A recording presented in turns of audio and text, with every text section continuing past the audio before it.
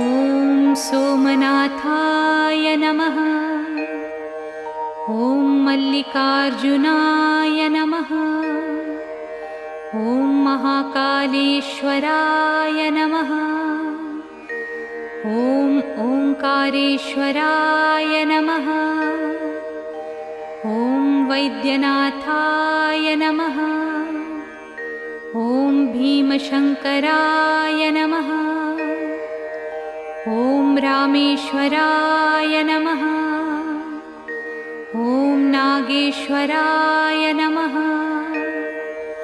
ॐ विश्वेश्वराय नमः। ॐ त्र्यम्बकेश्वराय नमः। ॐ केदारेश्वराय नमः। ॐ भुस्मेश्वराय नमः।